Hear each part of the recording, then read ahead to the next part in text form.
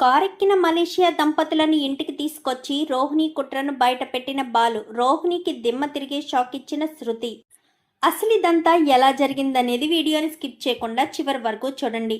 గుండె నిండా గుడిగంటలు. అప్కమింగ్ ఎపిసోడ్స్లో ఏం జరగబోతుందో ముందుగా తెలుసుకోవాలి అనుకుంటే వీడియోని లైక్ చేసి ఛానల్ని సబ్స్క్రైబ్ చేసుకుని పక్కనే ఉన్న బెల్ సింబల్లో ఆల్ పై క్లిక్ చేయండి.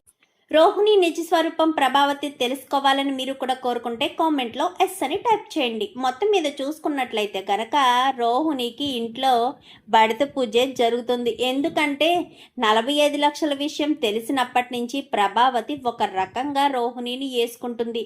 మనోజ్ని రోహిణిని కలవనివ్వకుండా, అసలు రోహిణితో మనోజ్ మాట్లాడనివ్వకుండా చేస్తుంది. ఒక రకంగా చూసుకోవాలంటే మనోజ్ కూడా తల్లి గీసిన గీత దాటనట్టుగానే ఉంటాడు. ఎక్కడో షోరూంలో ఉన్న మనోజ్కి రోహిణి ఫోన్ చేస్తే ఫోన్ లిఫ్ట్ చేసి మాట్లాడితే ప్రభావతి ఎక్కడ తిడుతుందా అన్న భయంతో ప్రభావతికి ఫోన్ చేసి మరీ పర్మిషన్ తీసుకుని మరీ ఫోన్ చేసి మాట్లాడే పరిస్థితికి వచ్చేస్తాడు మనోజ్ అయితే. ఎందుకంటే తల్లి గీత గీసిన గీత దాటకూడదు అన్న ఉద్దేశంతో ఆ రోజు రాత్రికి ఇంటికే రావద్దని చెప్పి ప్రభావతి ఆర్డర్ వేయడంతో ఎప్పుడు పని చేయని మనిషి కూడా ఆ రోజు రాత్రికి షోరూంలోనే ఉండిపోతాడు. పాపం బాలు తన అన్నగారంటే ఇష్టం ఉండకుండా ఎలా ఉంటుంది? కడుపు నిండా తిన్నాడో లేదో అన్న ఉద్దేశంతో బిర్యానీ తీసుకెళ్ళిస్తే దానికి కూడా సెటైర్లు వేసి బాలు మనసుని బాధ పెడతారు.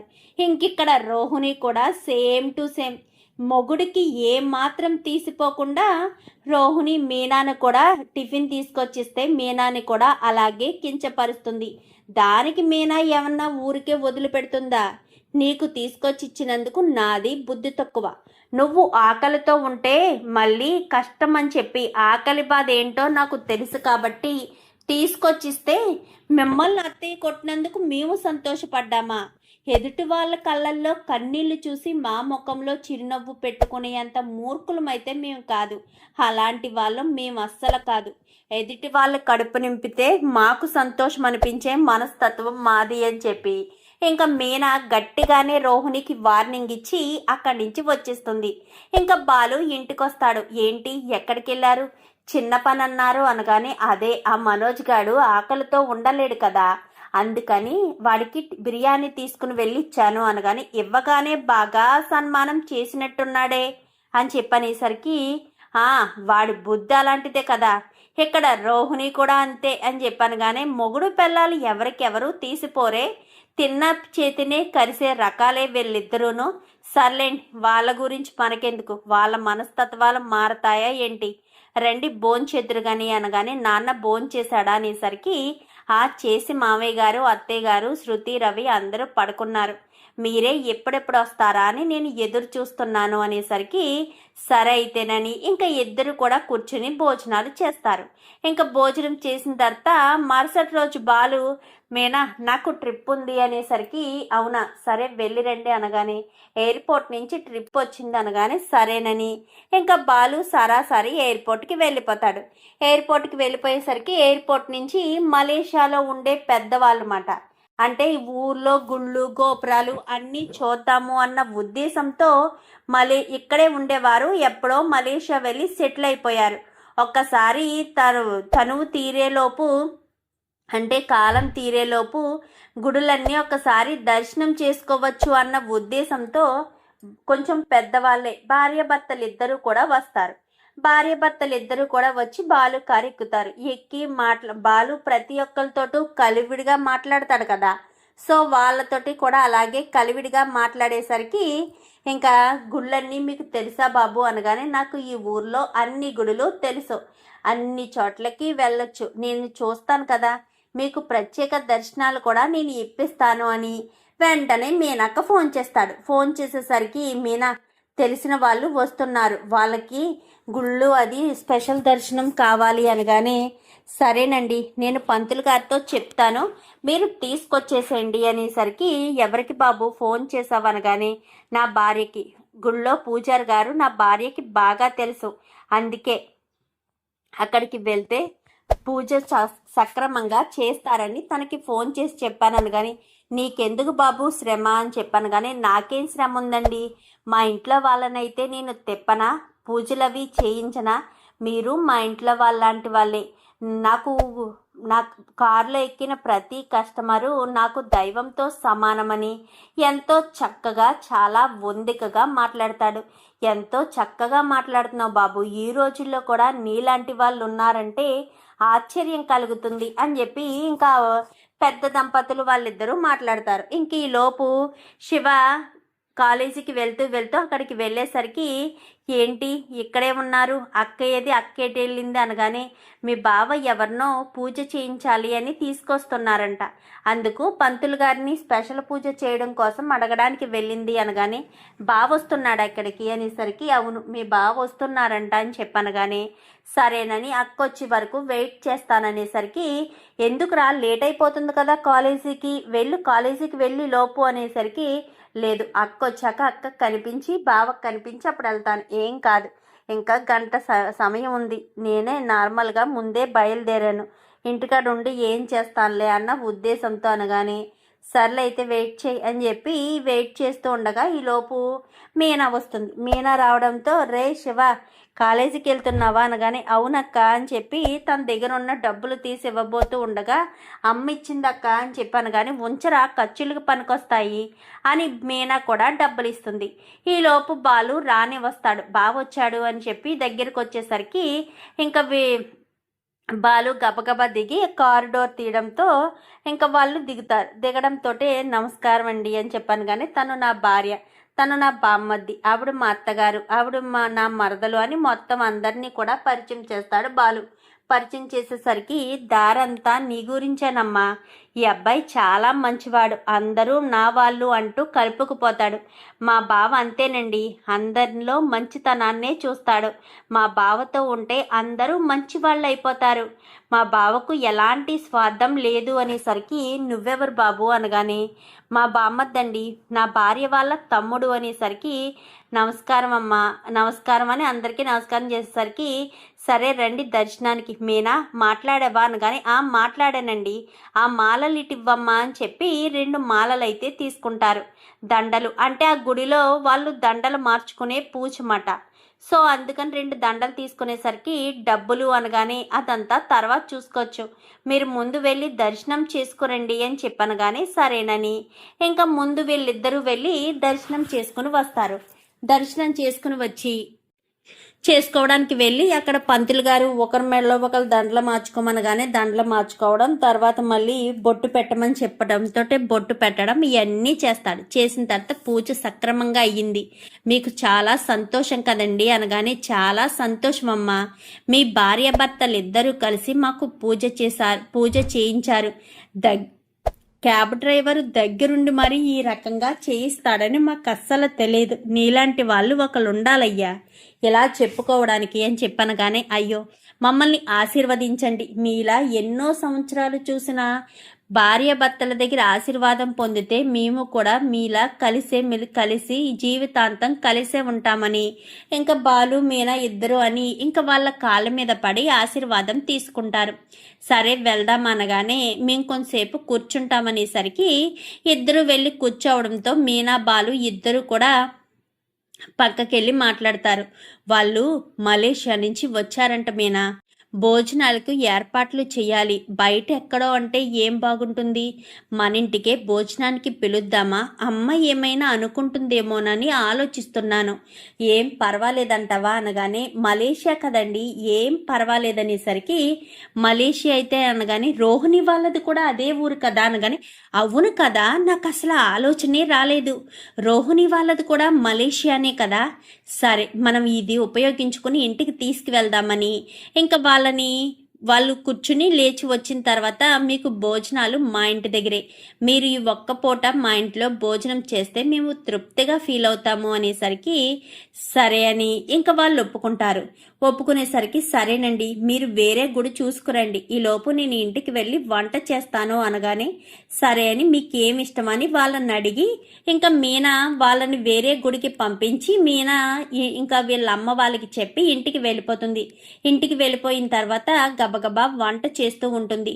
ఈలోపు సత్యం వస్తాడు. ప్రభావతి ఇంట్లో ఉండదు, డాన్స్ స్కూల్కి వెళ్తుంది. ఏంటమ్మా మీనా వంట చేసేసావు కదా అనగానే, లేదు మామయ్య, ఎవరో మలేషియా నుంచి వచ్చారంట.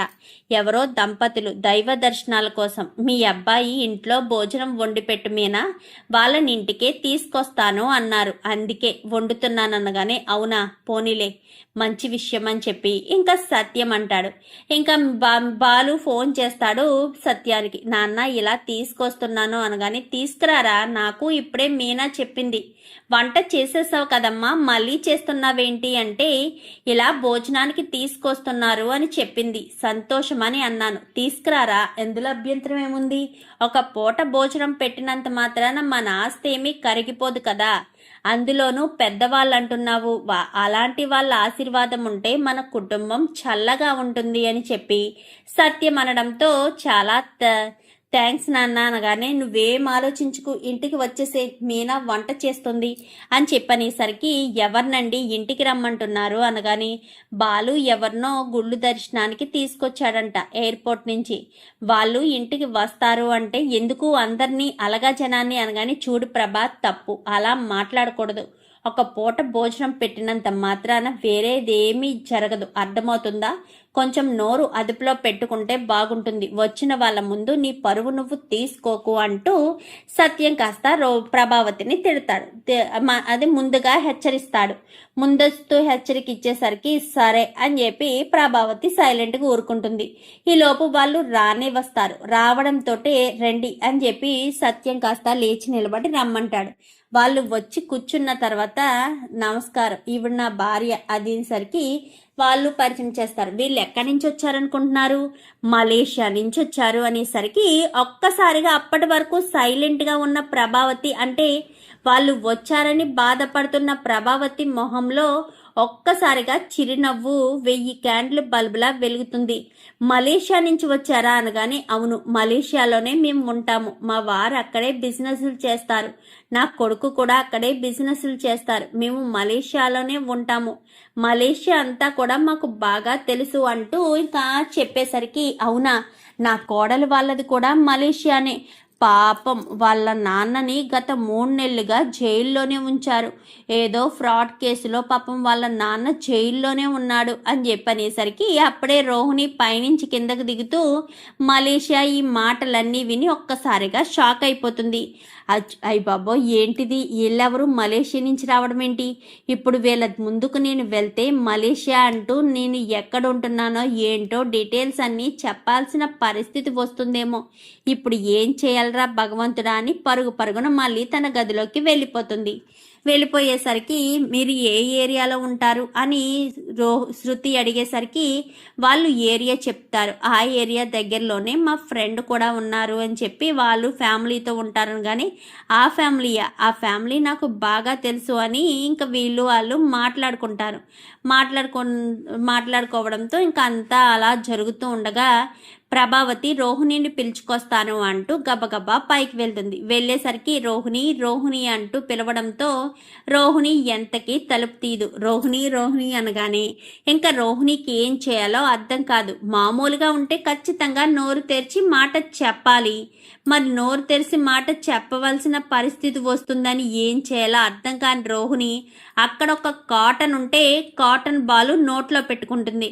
నోట్లో పెట్టుకోవడంతోనే ఇంకా అంటే పక్కన పన్ను నొప్పి వస్తుందని ఓ దవడ వాచిందని చెప్దామని కాటన్ పెట్టుకుని తలుపు తీసేసరికి, ఏమైంది రోహిణి, బొగ్గ మీద ఏంటి అనగానే, పన్ను నొప్పి వస్తుంది అన్నట్టు సైగ చేస్తుంది. ఇంకా కిందకి వచ్చిన తర్వాత అదే చెప్పేసరికి, అవునా, నిజమా, పన్ను నొప్పి వస్తుందా, సరే అని చెప్పి ఇంకా రోహిణి తప్పించుకున్నాను భగవంతుడా, అయ్యింద్రా అనుకునేసరికి శృతి తెలివిగా ఆలోచిస్తుంది. ఎందుకంటే ఇంతకు ముందు కూడా మలేషియా పేరు ఎత్తితే తను సమాధానం చెప్పలేకపోయింది కదా, అసలు తనకి నిజంగా మలేషియాలో ఎవరైనా ఉన్నారా లేదా అన్న అనుమానంతో, రోహిణి, నువ్వు మాట్లాడకపోయినా పర్వాలేదు, నీకు రాయడం వచ్చు కదా, మీ నాన్నగారు ఏ ఏరియాలో ఉంటారో, ఏ కేసు మీద అరెస్ట్ అయ్యారో, అసలు మీ ఇల్లు ఎక్కడో, బిజినెస్లు ఏంటో వీళ్ళకి చెప్పు, వీళ్ళు హెల్ప్ చేస్తానంటున్నారు.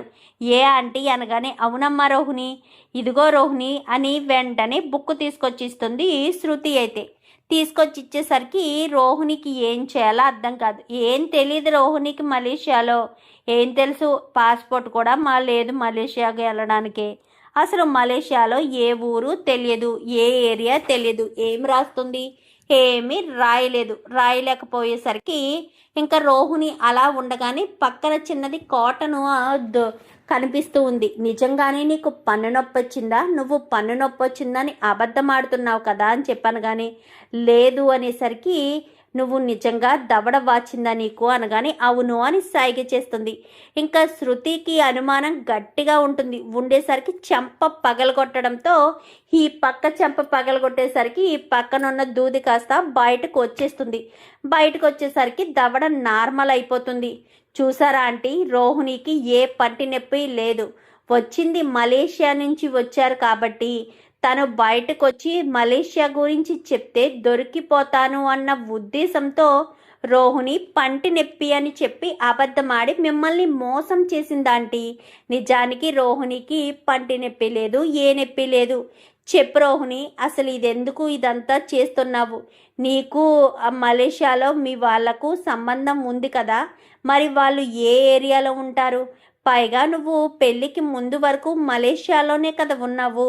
మరి అలాంటి తప్పుడు అక్కడ ఉన్నాయన్నీ కూడా నీకు తెలుసు కదా. చెప్పు రోహిణి, ఏ ఏరియాలో ఉంటారు, ఏరియా పేరేంటి, ఏ రెస్టారెంటు, ఎక్కడ వర్క్ చేస్తారు, ఏంటి కంపెనీ పేరేంటి, అసలు ఏం వర్క్ చేస్తారు మొత్తం కూడా అడుగుతూ ఉండేసరికి దేనికి సమాధానం చెప్పలేకపోతుంది రోహిణి. దేనికి సమాధానం తెలుసు కాబట్టి చెప్తుంది, దేనికి చెప్పలేదు. చూసారా ఆంటీ, రోహిణి నోరు విప్పి మాట్లాడడం లేదు. ఎందుకంటే రోహిణికి మలేషియాలో ఎవ్వరూ లేరు. అసలు రోహిణికి పాస్పోర్ట్ ఉందో లేదో కూడా డౌటే అని చెప్పి మాట్లాడడంతో ఏం మాట్లాడుతున్నావు శృతి అనగానే ఓహో నీకు పాస్పోర్ట్ ఉందా, వెల్ నీ పాస్పోర్ట్ తీసుకురా ఒకసారి. నీ పాస్పోర్ట్ తీసుకొస్తే నువ్వు ఎన్నిసార్లు మలేషియా వెళ్ళావో, ఎన్నిసార్లు ఇండియా వచ్చావో అన్నీ కూడా పాస్పోర్ట్లో తెలిసిపోతాయి. తీసుకురా రోహిణి, పాస్పోర్ట్ తీసుకురా. నువ్వు చెప్పేది నిజమైతే, నీకు నిజంగా మలేషియాలో రిలేటివ్స్ ఉన్నారంటే, అదే మీది మలేషియానే అయ్యుంటే నువ్వు వెళ్ళి పాస్పోర్ట్ తీసుకురా రోహిణి అంటూ ఇంకా రోహిణిని నిలదీసేసరికి రోహిణికి ఏం చేయాలో అర్థం కాదు. అడ్డంగా బుక్ అయిపోయినరా భగవంతుడా అన్న ఆలోచనకి వచ్చేస్తుంది రోహిణి. టెన్షన్ పడిపోతుంది. ఇప్పుడు ఏం చేయాలి, ఎలా తప్పించుకోవాలి అని ఎంతో టెన్షన్ పడుతున్న రోహిణికి ఎటూ దారి కనిపించదు. చెప్పు రోహిణి, నీకు నిజంగా మలేషియాలో రిలేటివ్స్ ఉన్నారా లేరా? నువ్వు అబద్ధం చెప్పావు కదా, ఇన్ని రోజులు మోసం చేసావు కదా, రిలేటివ్స్ ఉన్నారు అని చెప్పి అబద్ధం చెప్పి మోసం చేసావు కదా అత్తయ్యని, ఇంట్లో వాళ్ళందరినీ. చెప్పు రోహిణి చెప్పు అంటూ ఇంకా అందరూ కూడా చుట్టూ మూగేసి చెప్పు రోహిణి అంటూ ఇంకా అందరూ నిలదీస్తారు. మనోజు, ప్రభావతి, సత్యం, ఇటు బాలు, మీన ప్రతి ఒక్కరు నిలదీసేసరికి అవును నాకెవ్వరూ లేరు, అసలు మలేషియా అంటేనే నాకు తెలీదు, మలేషియాలో మాకు సంబంధించిన వాళ్ళు లేరు, నాకు అసలు పాస్పోర్టే లేదు అంటూ ఇంకా రోహిణి అసలు విషయం బయటపెడుతుంది. అస్సలు విషయం బయట పెట్టేసరికి ప్రభావతికి పిచ్చ కోపం వస్తుంది.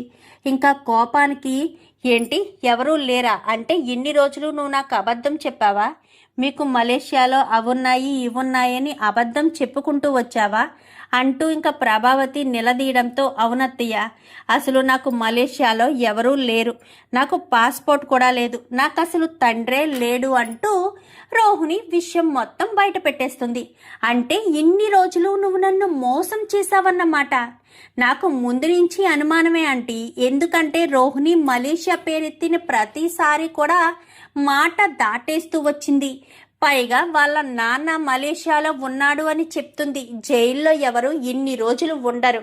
పైగా తండ్రి జైల్లో ఉన్నాడు అంటే ఏ కూతురు సైలెంట్గా ఉండదు, ఖచ్చితంగా మలేషియా వెళ్తుంది. మలేషియా వెళ్ళి వాళ్ళ నాన్నను విడిపించుకునే ప్రయత్నం చేస్తుంది. కానీ రోహిణి ఏ ప్రయత్నం చేయలేదు, వెళ్ళలేదు. అక్కడ బిజినెస్లు చూసుకోవాల్సిన పరిస్థితి ఉంటుంది. దానికి వెళ్ళలేదు. అప్పుడే నాకు అనుమానం కలిగింది. కానీ నా దగ్గర నిరూపించడానికి ఎలాంటి సాక్ష్యాలు లేవు కాబట్టి నిరూపించలేకపోయాను. ఇప్పుడు వీళ్ళు రావడంతోటే మొత్తం విషయం బయటపడింది. ఇప్పటికైనా అర్థమైందా ఆంటీ, రోహిణికి మలేషియాలో ఎవరూ లేరని, అసలు రోహిణిది మలేషియానే కాదని ఇప్పుడు క్లియర్గా అర్థమైందనుకుంటా. రోహిణి అబద్ధాలు చెప్పి మోసాలు చేసిందని అంటూ మాట్లాడేసరికి చెప్పు రోహిణి అంటూ చెంప చెల్లు అనిపిస్తుంది. రోహిణి అదృష్టమో దురదృష్టమో ఒకదాని తర్వాత ఒకటి తను దాచిన నిజాలన్నీ కూడా బయటకు వచ్చేస్తూ ఉంటాయి. ఇప్పుడు రోహిణి డబ్బు లేనిది అన్న విషయం అయితే ప్రభావతికి ఇంట్లో వాళ్ళందరికీ కూడా తెలిసిపోతుంది. ఎందుకు ఇలా అబద్ధం చెప్పావు, ఎందుకు ఇలా మోసం చేశావు అనగానే, మనోజ్ని పెళ్లి చేసుకోవడం కోసం ఆంటీ, మీకు డబ్బు అంటే ఇష్టం కదా, అందుకోసమే మీకు డబ్బు అంటే ఇష్టమని నేను ఇలా చెప్పాల్సిన పరిస్థితి వచ్చింది. నన్ను క్షమించండి ఆంటీ, నేను తప్పు చేశాను, నన్ను క్షమించండి అంటూ ఇంకా రోహిణి మాట్లాడేసరికి ఇంకా ఏం మాట్లాడాలో కూడా అర్థం కాదు ప్రభావతికి. ఇంకా వాళ్ళ ముందు ఎందుకులే విరుచుకుపడడం, అత్తగారు కోడల్ని పట్టుకుని చితక్ కొడుతుంది అన్న చెడ్డ పేరు వస్తుంది అన్న ఉద్దేశంతో తనలో కోపాన్ని అణుచుకుంటుంది. మీనా వాళ్ళకి భోజనం పెట్టు అనగానే అలాగే అత్తయ్య అని చెప్పి, రండి మీరు భోజనం చేతురుగాని అనగానే మీరు రండి అనేసరికి అందరూ చేసేస్తారు. కానీ ప్రభావతి రోహిణి మాత్రం తినరు. ఎందుకంటే రోహిణి వెళ్ళి ధైర్యంగా తినలేదు. ప్రభావతికేమో కడుపు నిండా కోపం, పగ, అంటే కోపం చాలా ఎక్కువగా ఉండడంతో ఇంకా అన్నం సహించక నేను తర్వాత తింటాను మీనా అని ఒకే ఒక్క మాట చెప్పి గదిలోకి వెళ్ళిపోతుంది. ఈరోజు నాకు అయిపోయింది. మా అత్తగారు ఈరోజు నన్ను ఇంట్లో ఉంచుతారో లేక ఇంట్లోంచి బయటకు గెంటేస్తారో, నా పరిస్థితి ఏంటో నాకే అర్థం కావట్లేదు, అయిపోయిందిరా భగవంతుడా అని ఇంకా రోహిణి కాస్త టెన్షన్ పడిపోతుంది. టెన్షన్ పడిపోయేసరికి ఇంకా ఆ మలేషియా వాళ్ళు కాస్త ఉన్న తర్వాత వాళ్ళ కాళ్ళ మీద పడి ఇంకా బాలు మీనా ఆశీర్వాదం తీసుకుంటారు, రవి శృతి ఆశీర్వాదం తీసుకుంటారు. సరే ఇంకా మేము వెళ్ళొస్తాము అనగానే సరేనని బాలు కాస్త తీసుకువెళ్ళి వాళ్ళని ఒక హోటల్ దగ్గర డ్రాప్ చేసి వస్తాడు. వచ్చేసరికి ప్రభావతి విజృంభణం మొదలైపోతుంది. రోహిణిని పట్టుకుని చిత్త కొడుతుంది. 45 లక్షల విషయంలోనే అలా రియాక్ట్ అయిన ప్రభావతి అసలు రోహిణి కోటీశ్వరరాలే కాదు, తనకు అసలు మలేషియాలో ఎలాంటి రిలేటివ్స్ లేరు అన్న విషయం తెలిస్తే అంత ఈజీగా ఎలా వదిలేస్తుంది? రోహిణికి మామూలుగా చుక్కలు చూపించదు కదా. సో ప్రభావతి అలానే ఇంకా రోహిణిని పట్టుకుని చేత కొట్టడంతో ఇంకా రోహిణి అయితే మామూలుగా కాదు, ఇంకా ఏం చేయాలో అర్థం కాదు. తప్పించుకునే మార్గం కూడా లేదు. ఇంతకు ముందైతే ఏదొకటి చెప్పి తప్పించుకోవడానికి అవకాశం ఉంటుంది. మరి ఇప్పుడు తప్పించుకునే అవకాశం ఏది, ఆస్కారం ఏది? తప్పించుకునే అవకాశం ఆస్కారం ఏమీ ఉండదు. మరి ఇంకా రోహిణి ఎలా తప్పించుకోవాలో అర్థం కాక టెన్షన్ పడుతూనే ఉంటుంది రోహిణి అయితే. ఇంకా అది కాదు అత్తయ్య అని చెప్పాను కానీ ఏది కాదు, ఏం అబద్ధం చెప్తావు నువ్వు? కోటీశ్వరాలువి అని చెప్పిందంతా అబద్ధమని చెప్తావా? ఎన్ని రోజులు మలేషియా మలేషియా అంటూ చెప్పుకొచ్చిందంతా అబద్ధమని చెప్తావా? మరి నువ్వు ఇన్ని అబద్ధాలు ఆడవే. మలేషియా మావయ్య అంటూ ఎవడో వచ్చాడు కదా, మరి వాడెవడు? జూనియర్ ఆర్టిస్ట్ అత్తయ్య అని చెప్పాను కానీ చెంప చెల్లు మరిపించడంతో వెళ్ళి నేల నతుక్కుంటుంది. అట్ల పనానికి దోశ అతుక్కున్నట్టుగా. ఇంకా అలా అతుక్కునేసరికి వెంటనే మనోజ్ వెళ్ళి రోహిణిని ముట్టుకుందామనుకున్న సమయానికి ముట్టుకోవద్దు, రోహిణిని ఎవ్వరు ముట్టుకోవద్దు, ఎవరైనా సరే నోరు లేవద్దు, అడుగు ముందుకు వెయ్యొద్దు అంటూ ప్రభావతి చెప్పడంతో అందరూ అలా ఆగిపోతారు. మరి ఇప్పుడు ప్రభావతి ఎలాంటి నిర్ణయం తీసుకుంటుంది రోహిణి విషయంలో చూద్దాం. మరి రాబోయే ఎపిసోడ్స్లో ఏం జరుగుతుందో. వీడియో నచ్చితే లైక్ చేసి ఛానల్ని సబ్స్క్రైబ్ చేసుకొని పక్కనే ఉన్న బెల్ సింబల్లో ఆల్ పై క్లిక్ చేయండి. Thank you for watching.